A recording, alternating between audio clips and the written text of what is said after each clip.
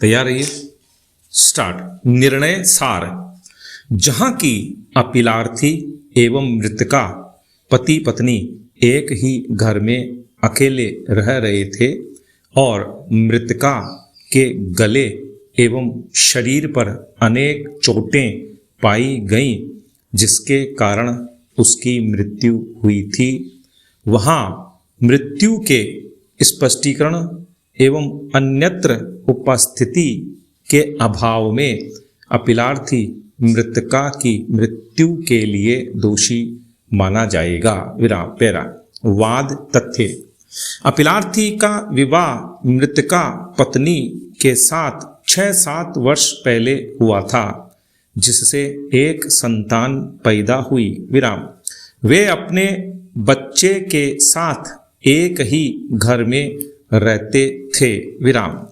दिनांक 14/10/1994 को सायंकाल मृतका के पारिवारिक सदस्य को पड़ोस के किसी व्यक्ति ने फोन से सूचना दी कि उनकी पुत्री की मृत्यु हो गई है। विराम। वे घटना स्थल से 35 से 40 किलोमीटर दूर रहते थे। विराम। अतः वे अगले दिन 15/10/1994 को प्रातः 6 बजे घटना स्थल पर पहुंचे और घर के कमरे के बीच जमीन पर सफेद चादर से ढका हुआ अपनी पुत्री का शव पाया। विराम।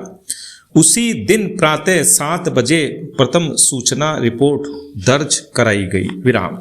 अन्वेषणोपरांत अपीलार्थी के विरुद्ध FIR भारतीय दंड संहिता की धारा 306, 498A के अंतर्गत दर्ज की गई, किंतु प्रारंभिक साक्ष्यों के आधार पर सत्र न्यायाधीश ने मामले में अपीलार्थी को भारतीय दंड संहिता की धारा 302 के अंतर्गत आरोपित करते हुए दोष सिद्ध एवं दंडित किया, क्योंकि मृतका की गला दबाकर हत्या किया जाना साबित हुआ था। विराम।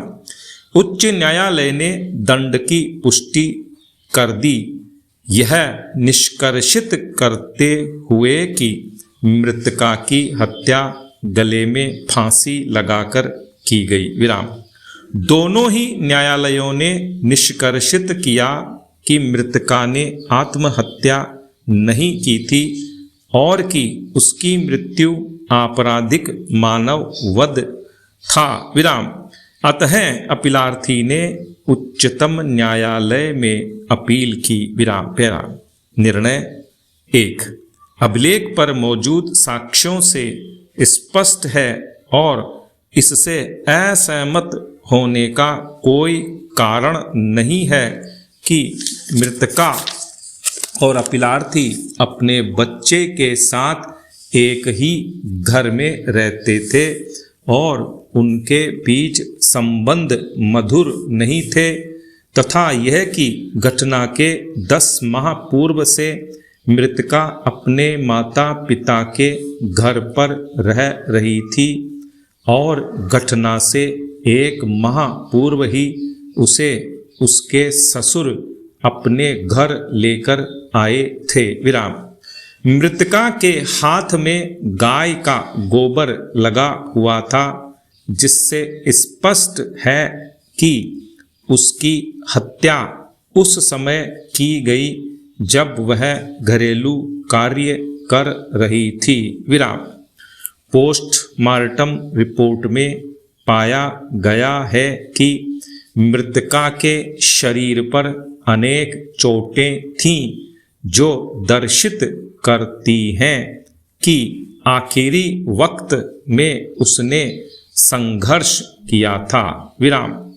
इसलिए यह धारणा गलत साबित होती है कि उसने आत्महत्या की थी। विराम।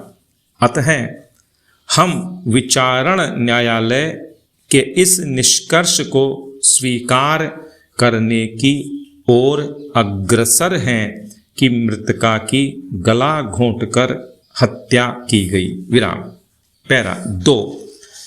यदि अपीलार्थी का तर्क स्वीकार कर लिया जाए कि मृतका ने आत्महत्या की थी, तब अपीलार्थी का यह आचरण असामान्य है कि उसने मृतका को फांसी के फंदे से उतारकर फर्श पर लिटा दिया, किंतु किसी को भी यहाँ तक कि मृतका के माता पिता को भी इसके बारे में सूचित नहीं किया, विशेषकर तब जबकि वह और मृतका घर में अकेले रहते थे।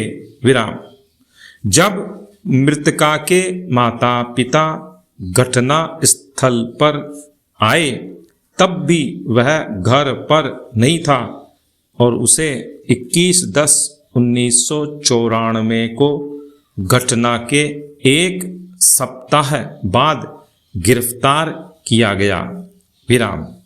इतना ही नहीं, वह यह भी स्थापित नहीं कर पाया कि घटना की रात और अगले दिन भी वह कहाँ था, और उसने अन्यत्र का तर्क भी नहीं उठाया सिवाय एक तृतीय व्यक्ति के। विराम।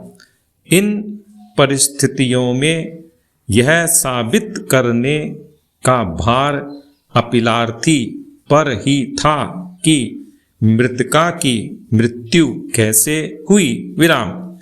अपीलार्थी का यह भी मामला नहीं है कि घटना की रात कोई अन्य भी घर में मौजूद था। विराम। इसमें विफलता पर यह धारणा बलवती होती है कि वह अपीलार्थी ही है जिसने मृतका पर आक्रमण किया। विराम।